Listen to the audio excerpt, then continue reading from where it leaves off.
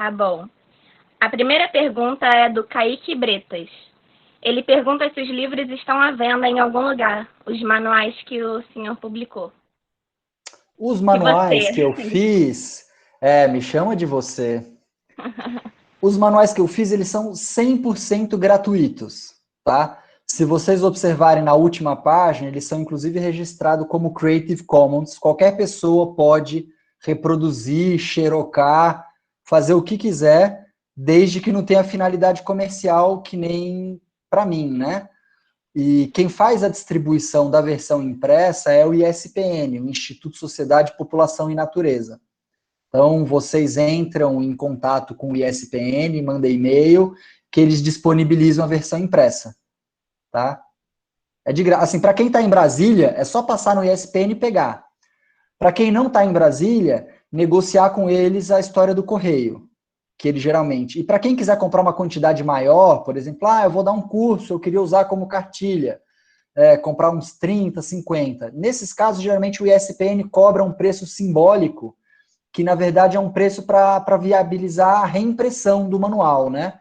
Mas é um negócio assim, acho que não sai nem R$ 5 cada unidade, tá? Então é isso, procura o ISPN, que é com eles a distribuição, mas o PDF está disponível grátis na internet para quem quiser. Ok. A próxima pergunta também é do Kaique Bretas. Ele pergunta: alguns dos métodos de ciração de ASF foram baseados nos métodos indígenas? Se algum dos métodos de criação... Isso, creio que seria isso. De criação de abelha sem ferrão foram baseados nos métodos indígenas. Olha, difícil, provavelmente sim, né? Eu acho que as populações indígenas são coautoras do processo de colonização do Brasil e descobriram, enfim, eu particularmente no meu dia a dia, com o trabalho com eles, já tive vários insights em relação, por exemplo, à madeira, à espessura de caixa.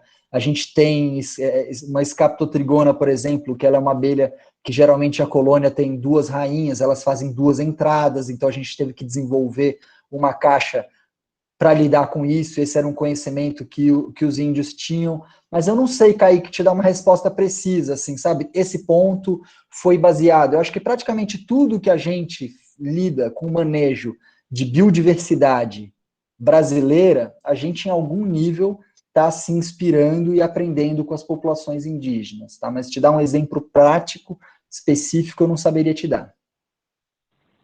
Ok. O Nabor Júnior pergunta: a proximidade da nuvem de gafanhotos associada à possibilidade de utilização de veneno para controle é uma ameaça iminente às abelhas sem ferrão do sul do país? Sem dúvida, mas assim, a nuvem de gafanhoto é boi de piranha, assim, né? Acho que o processo de ocupação e da agricultura convencional do sul do Brasil com a soja, independente de gafanhoto, já é um grande impacto, né? Hoje em dia, o maior motivo de desaparecimento das abelhas estão associados à agricultura convencional, né? Começa com supressão vegetal, que destrói habitat. Simples, que nem eu falei, para você plantar cana, para você plantar soja, para você plantar milho, você derruba cobertura vegetal natural. Certo? Simples. Mata Atlântica só tem 7%, por exemplo, as abelhas vivem prioritariamente em cavidades de árvores, né? A grande maioria das espécies, ou no solo, né, em regiões de subbosque sombreado, ou seja, elas não têm habitat. Para piorar, você homogeneiza a paisagem, porque você planta ou só, que são monoculturas, ou só de cana, ou só de laranja, ou só de milho, ou só de algodão. E as abelhas dependem de uma diversidade de flores para se alimentar, né? Não adianta uma abelha comer flor de laranja o ano inteiro. Do ponto de vista nutricional, isso não contempla uma colônia. Primeiro que laranja não dá flor o ano inteiro. E segundo que uma abelha não vive só de consumir os nutrientes da flor da laranja. Essa é uma questão. E para piorar, a gente ainda joga agrotóxico em cima, né? Então é uma total contradição. A agricultura, que tanto depende das abelhas para a polinização, é o principal agente de extermínio, e sem dúvida, num caso de fazer pulverização aérea para matar gafanhoto, vai ser um desastre, mas tem um desastre perene, né, institucionalizado, muito mais grave há muito tempo.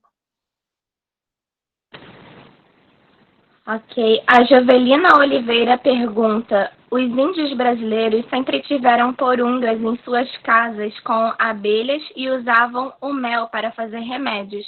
Isso não seria domesticação? Domesticação. Então, essa é uma questão. Em que momento passar? É por isso que eu digo, né? É difícil você fazer generalizações, porque existe um momento da história em que isso ocorreu, né? O sempre a ser, a gente divide entre o pré-colonização e o pós-colonização. De todo esse processo pós-colonizatório, existem várias práticas que foram sendo adquiridas e que inclusive viraram tradicionais, né? Eu queria que ela repetisse esse termo, porque inclusive eu não conhecia esse termo, eu estou gostando de aprender. Eu imagino que você esteja se referindo a uma caixa rústica, né? Seja um segmento de tronco ou uma cabaça. Você repete para mim, Maiara, o nome que ela falou, pendurado nas casas?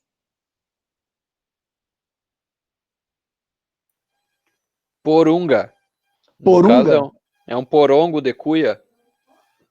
É a Legal, cabaça, eu acho que o pessoal chama. legal. Eu não conhecia Porunga. esse termo.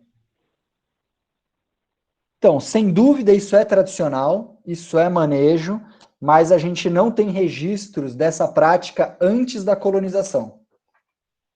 Sim, né? Antes da colonização, que eu digo, a gente não teria mesmo, mas em momentos primários. Mas a gente tem pouquíssimo estudo a respeito disso, então por isso que é difícil essas generalizações e de maneira alguma eu quero alegar com total convicção a inexistência de práticas de domesticação, tá? Mas muita coisa surgiu pós-colonização.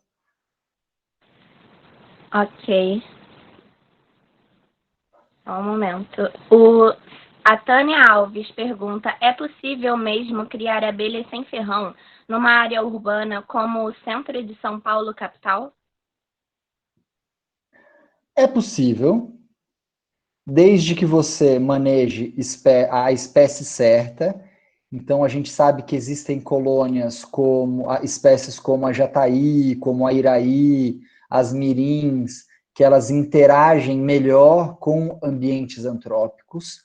Centro de São Paulo é um termo amplo, assim, né? Acho que há algum nível de vegetação adjacente é necessário, seja um bairro com algum tipo de arborização, seja um parque, uma praça, um cemitério, né? Alguma região que ofereça recursos florais para as abelhas, né? Em áreas de maciço urbano muito denso, né? E com pouca vegetação, não é um ambiente adequado para elas.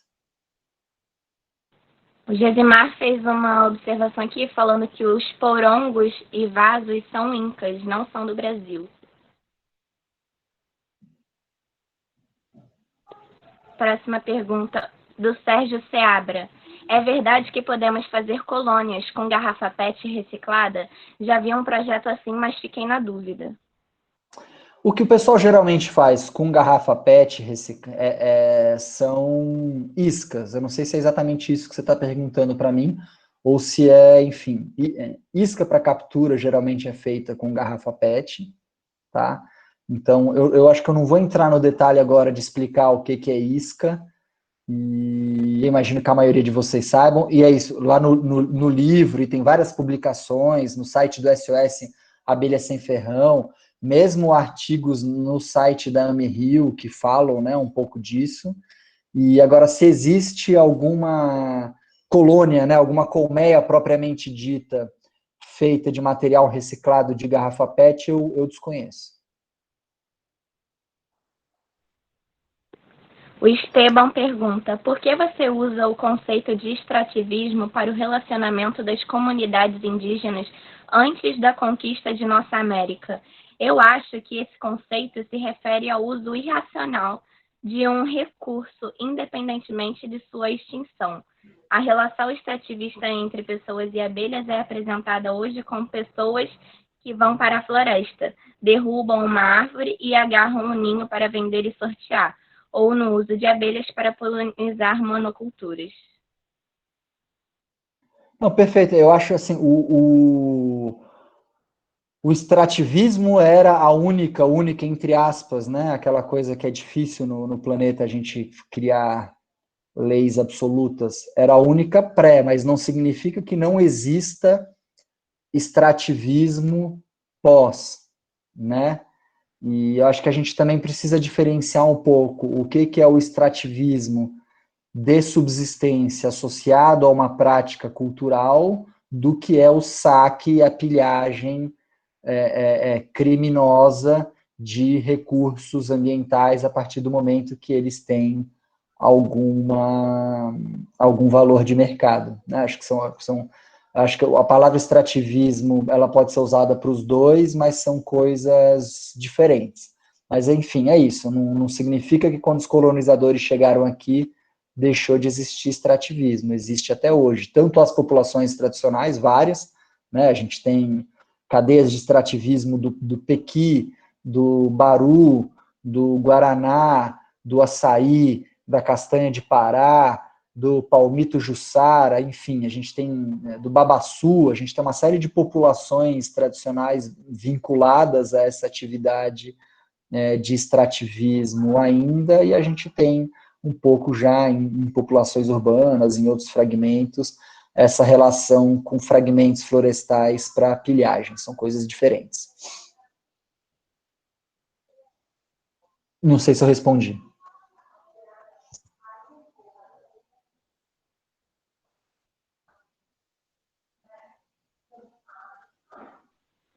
O Abelhas Nativas pergunta: queria saber mais sobre a fiscalização para a comercialização dos méis nativos.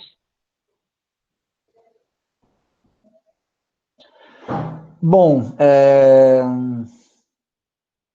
até 2018, estou na dúvida agora se é 2017, 2018, o tempo está passando, mas acho que é 2018.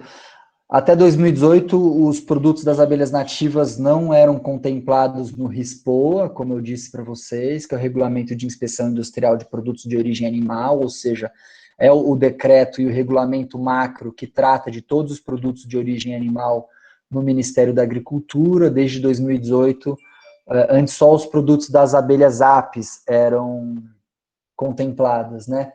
Desde 2018, esses produtos passaram a ser, ou seja, o RISPOA hoje diz que existe, né? Os produtos das abelhas sem ferrão, mel de abelha sem ferrão, própolis de abelha sem ferrão e pólen de abelha sem ferrão, porém aquilo é apenas um decreto.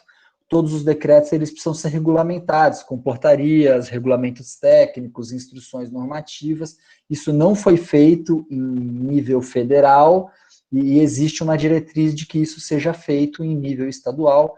Alguns estados, como Amazonas, São Paulo, Bahia, regularizaram, outros estados ainda estão em vias de.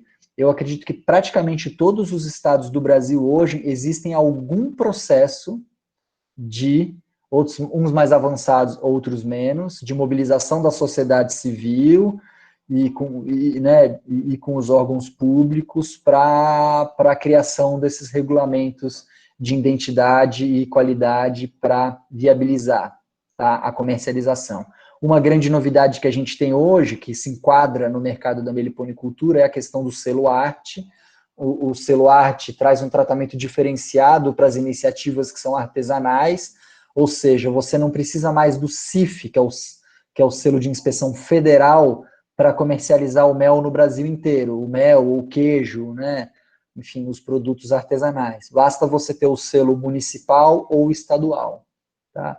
Então, hoje, um bom caminho para regularizar e para as associações e os produtores em buscar as políticas públicas do seu próprio município, tanto para regularizar no estado, como para regularizar a sua agroindústria, porque uma vez que você tenha o selo de inspeção municipal, hoje você pode comercializar em todo o Brasil. Lembrando que, de certa forma, o arcabouço de regulamentos é o mesmo, né? Muitas vezes os municípios se referem ao RISPO e ao regulamento federal. A única coisa que o selo arte não possibilita é a exportação de mel. Para o mel ser exportado, você precisa ter o CIF, tá? O selo de inspeção federal. Câmbio. A Sabrina Ferreira pergunta: para montar um meliponário com intenção educativa, mantendo na área também um jardim, há como selecionar plantas para afastar ou não atrair apis, buscando reduzir o risco de acidentes? Não, não tem. Não tem. Mas atrair apis não apresenta um risco de acidente. A, a apis nas flores apresenta baixíssimo risco de acidente. A questão é se você tiver uma colônia de apis na natureza, numa região muito próxima da onde estão, né, esses alunos, né, e crianças estão frequentando, mas com isso você pode tranquilamente chamar um apicultor para remover o enxame, você pode encontrar com o centro de zoonoses em algumas regiões, enfim, com o corpo de bombeiros que já fez isso, hoje eu sei que não faz mais, mas tem alguns lugares que ainda fazem, enfim, só te digo que medo de apis mellifera, de maneira alguma, deve te desmotivar a fazer qualquer ação e atividade com as abelhas nativas. Plante flor e funde o seu meliponário, vai em frente. Vai dar tudo certo. O Ricardo Dantas pergunta: qual o nome da abelha indígena cleptoparasita? Seria Marumare? O nome em Kawaiueté, lá, é Marumaré, eles chamam essa abelha. Mas é isso, ela não está identificada pela ciência, e outros povos indígenas lá chamam de outros nomes. O Silvio Romero Coelho fez 3 perguntas. Você conhece alguém que esteja trabalhando com a adaptação das diferentes abelhas sem ferrão ao aquecimento global? O manejo das espécies fora de seu bioma natural não poderá ajudar nesse conhecimento? Não, eu acho que você, como eu disse, trabalhar com migração controlada e desenvolver pesquisa para gerar informação é uma coisa, né? Outra coisa é sair criando abelha de todos os lugares, em todos os lugares. E o que eu sei é que existem 2 pesquisas. Eu sei que o pessoal em Mossoró, na UFERJ, que é a Universidade Federal Rural do Semiárido, né? Eles estão fazendo alguns trabalhos com a questão de fisiologia da colônia para tratar com essa questão de aquecimento. Inclusive, uma das informações bem interessantes que eu recebi de lá, é bem legal, é calor mata abelha, frio não. É muito difícil matar uma colônia de frio com a temperatura do Brasil. Ou seja, as abelhas podem entrar em diapausa, parar de pôr ovo, diminuir, fazer muito geoprópolis, muito invólucro, ficar minúscula, mas totalmente com a nossa sazonalidade, ela volta a se desenvolver quando o calor volta, ou seja, não existe enfraquecimento sistêmico da colônia, mas não morte fisiológica, mas calor mata a abelha. Então, existe todo um cuidado de sol poente, né, de temperatura durante o transporte, porque, enfim, a estrutura é toda de cera, calor mata. Desculpa, eu dei uma desvirtuada da sua pergunta. E existem pesquisas também que, na verdade, são muito mais na linha da ecologia teórica e trabalhos feitos pelo Rodolfo Jafé, que ele fez modelagem de cenários de distribuição geográfica de algumas espécies por conta desses cenários de aquecimento global que são postos, né? Então, a partir do momento que algumas regiões, a partir do momento que a temperatura vai subindo, algumas regiões vão sendo mais favoráveis para algumas espécies, né? E algumas regiões passam a ser insustentáveis para qualquer tipo de espécie pela temperatura estar muito elevada. Então, existem esses mapas com esses cenários de como ficaria a configuração da distribuição de algumas espécies com aquecimento global. Enfim, falei algumas coisas, imagino que eu não respondi totalmente sua pergunta, mas também é uma pergunta complexa. Com toda essa diversidade e características intrínsecas à meliponicultura, como você vislumbra a possibilidade de regularizar a atividade junto aos órgãos ambientais e aos órgãos de fomento zootécnico? A gente precisa regulamentar. É simples. A gente precisa... Eu particularmente, gosto dos parâmetros básicos estabelecidos. Acho que por mais que a resolução do CONAMA, aquela 342, tenha vindo num período estranho e que, enfim, muita gente critica, eu acho que ela traz, ao meu ver, tá, gente? Enfim, eu estou totalmente aberto a mudar de opinião a qualquer momento.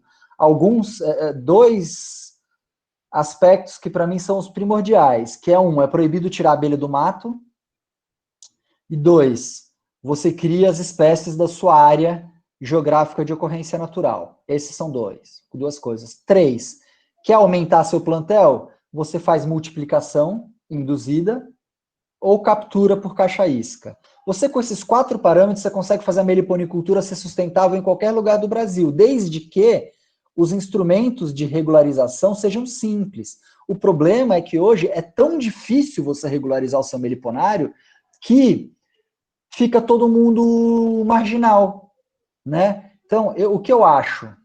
Eu acho que a gente poderia fazer um sistema autodeclaratório, tipo imposto de renda, tá? Uma base de dados simples, que você entra e fala, eu sou criador de abelha, eu tenho essas espécies, eu faço isso. Lá. A partir do momento que você declara a atividade que você faz, você está regularizado. A partir disso, você tem auditoria, né? Que nem tem a malha fina lá da declaração de imposto de renda, por exemplo. A partir do momento que os órgãos ambientais tiverem esse cadastro, eles vão conseguir saber quem é meliponicultor. E quando você sabe quem é meliponicultor, esse CPF, aquele CNPJ, aquele CPF, você consegue saber quem está fazendo meliponicultura bacana e quem está fazendo meliponicultura sacana. É simples assim. O problema é que hoje, como está todo mundo na ilegalidade, né, das pessoas mais incríveis, ou pessoas mal intencionadas, elas estão todas no mesmo lugar. E com isso, qualquer coisa é permitida, né? É impossível se regularizar hoje. Você fala, pô, se é impossível me regularizar hoje, por que eu vou trabalhar regularmente? Você entende? Então, eu acho que, para mim, o problema hoje não são os conceitos estabelecidos na legislação. Tá? Eu gosto deles, eu particularmente. Para mim, o problema hoje é a incapacidade administrativa de aplicar esses conceitos. A próxima pergunta, também do Silvio Romero Coelho, você tem alguma referência para a quantificação monetária dos serviços ambientais e culturais da abelha sem ferrão? Olha, a gente tem referências algumas associadas à polinização, mas é muito pouco ainda, né? Deixa eu pegar só para eu não esquecer, deixa eu pegar um livro aqui.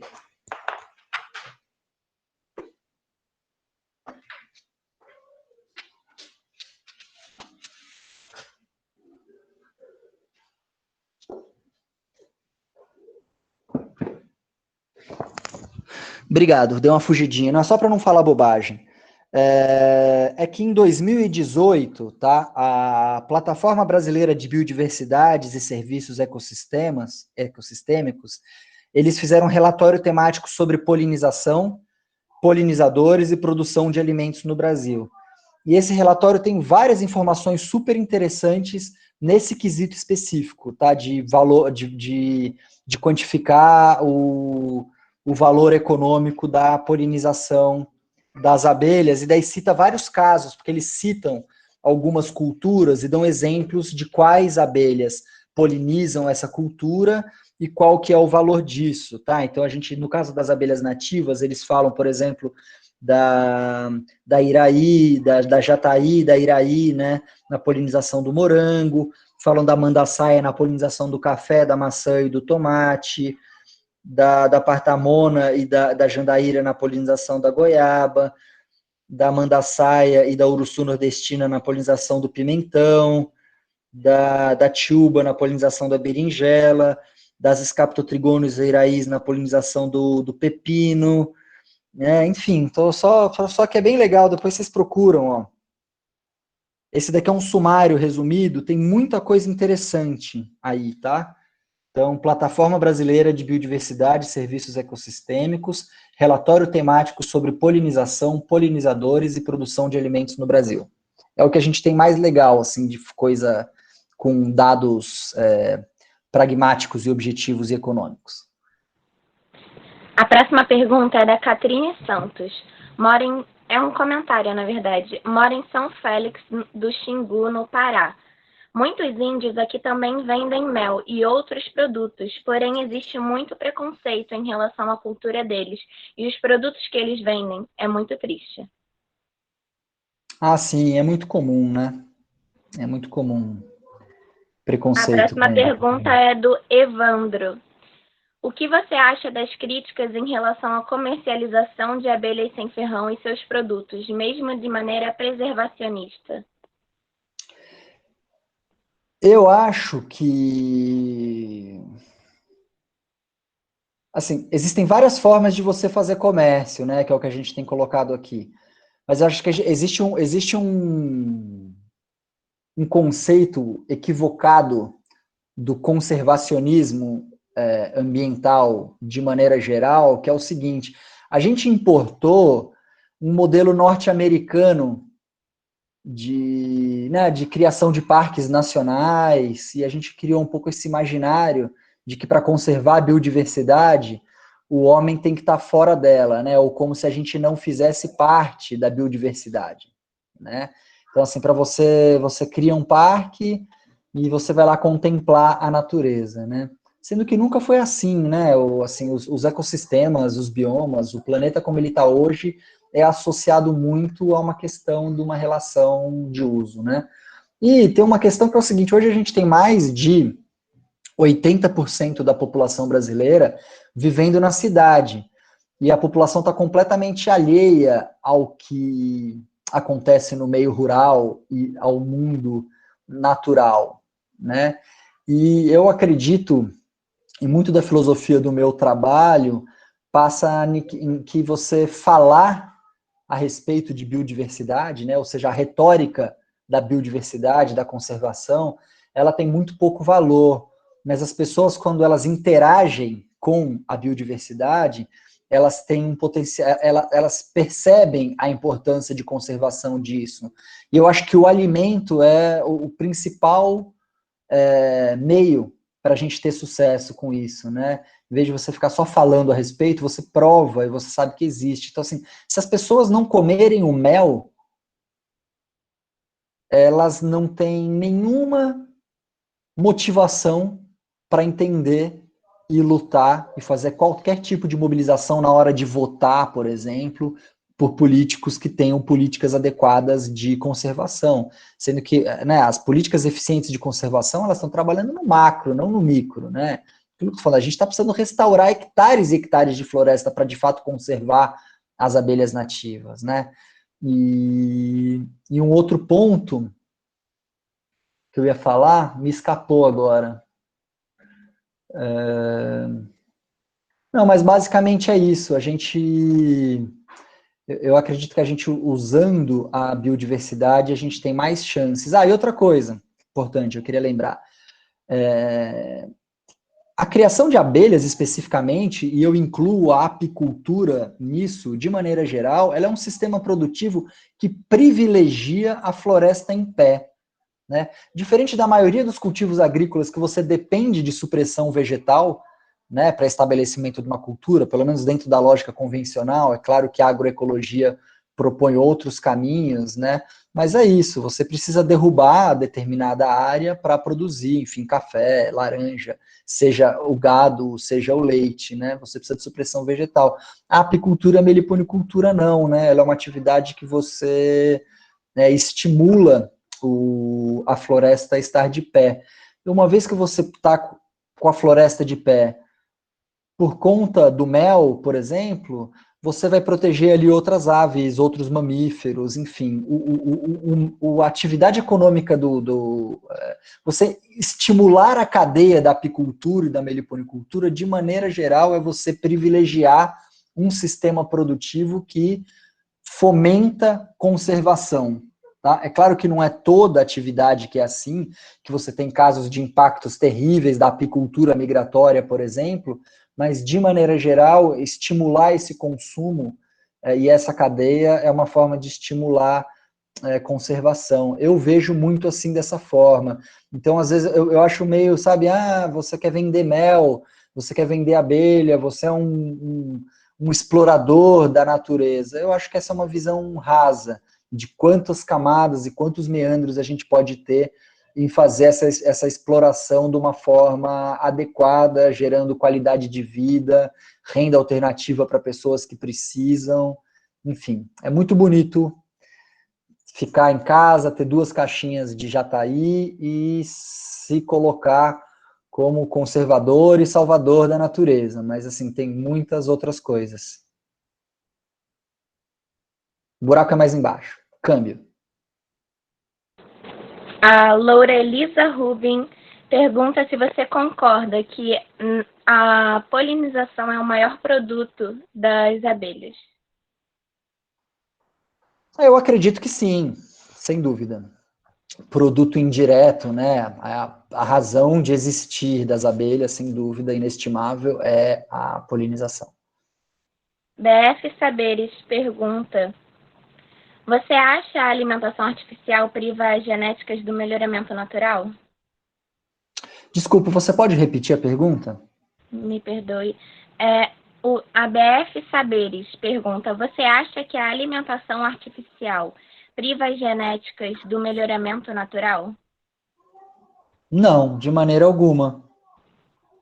De maneira alguma. Primeiro que a gente trabalha com... As abelhas têm um ciclo de vida curto, né? Você trabalha com um período de renovação muito grande, né?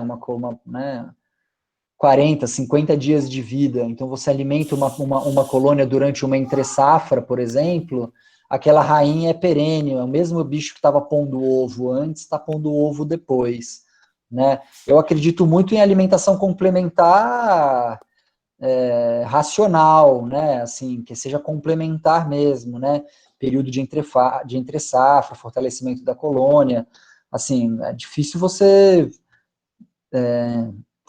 citando aquele outro exemplo, criar uma colônia de mandaçaia no centro de São Paulo, só na base do alimento complementar, eu acho muito difícil, mas essa relação específica com essa questão genética, eu acho que fazendo alimentação adequada, não.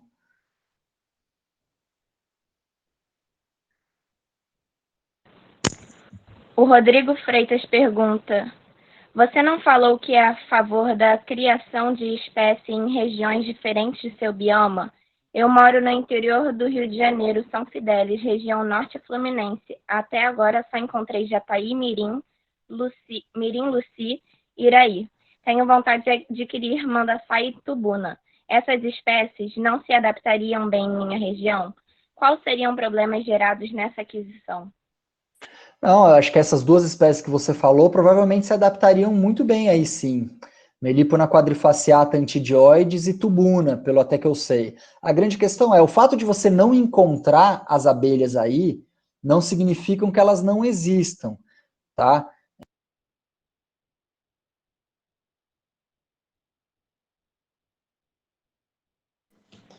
Jerônimo, desativou o seu áudio aí. Alguém tinha desativado, mas enfim. É isso, eu acho que uma coisa importante é você pesquisar quais são as abelhas que originalmente ocorriam aí nessa região, e isso tem senso conversando com meliponicultores da região, ou procurando na internet, você tem essas informações, e uma opção é você comprar colônias, tá? Então, por exemplo, tanto tubuna quanto Melipona quadrifaciata antidioides, são abelhas que eu tenho certeza que tem na sua região. Não acho que você vai encontrar elas fácil no mato, mas acho que se você procurar por aí perto, comprar colônias, passar a multiplicá-las, você vai estar, inclusive, contribuindo para o resgate dessas abelhas aí na sua região. Pessoal, vamos fazer somente mais uma pergunta. As outras que foram enviadas e não foram respondidas, a gente vai enviar para o Jerônimo E aí, dentro do possível, no tempo, a gente responde com calma, todos mandando um e-mail, ok? Os e-mails cadastrados. O Kaique Bretas pergunta: existe algum instituto, faculdade, na região de São Paulo que tenham pesquisas a respeito da meliponicultura? Em São Paulo? Isso. Muito. A gente tem 2 polos importantíssimos de pesquisa, que é em Ribeirão Preto, na USP de Ribeirão Preto e na USP de São Paulo, né? O Paulo Nogueira Neto, que foi, né, o pai da meliponicultura, né, científica e técnica no Brasil, ele era alocado na USP de São Paulo, e o Warwick Kerr, que é outra figura importantíssima, ele passou anos da vida dele em Ribeirão Preto. Então, são os 2 grandes polos que eu tenho de cabeça. Além disso, a gente tem a Embrapa Meio Ambiente em Jaguariúna, onde hoje tem o Ricardo Camargo e o Cristiano Menezes, que são 2 pessoas que atuam e pesquisadores na área da meliponicultura. Muito obrigada, Jerônimo, por ficar até essa hora com a gente, mais uma vez, pela sua palestra, foi incrível, muitos conhecimentos que a gente com certeza adquiriu. E, pessoal, eu peço que vocês sigam as redes sociais da AmiRio. Instagram da AmiRio é @AmiRio_abelhas e Facebook é AmiRio Abelhas Indígenas. A gente vai postar lá as próximas palestras. Semana que vem, no sábado, teremos outra. Fiquem atentos. Muito obrigada, Jerônimo. Eu que agradeço. Se me permite, no momento tardio e agora, eu queria fazer uma dedicatória dessa palestra e desse momento nosso ao saudoso Winkler. Ele sempre foi uma figura incrível, a gente sempre conversou muito paralelamente aqui, era uma figura de uma sensibilidade enorme, eu tinha um carinho enorme por ele, e ele era, né, da AmiRio, companheiro de vocês, então eu vou me permitir fazer uma dedicatória para ele nesse momento, deixar meu agradecimento para você, Maiara, um abraço para o Gesimar, que eu estou vendo passando por aí também, para o pessoal do Rio de Janeiro. Conheço muito pouco a meliponicultura do Rio de Janeiro, adoraria conhecer mais. E Medina, um grande abraço para você também, e estou à disposição, sempre que vocês quiserem, eu volto. Eu adoro falar de abelha, o tempo passou rapidinho.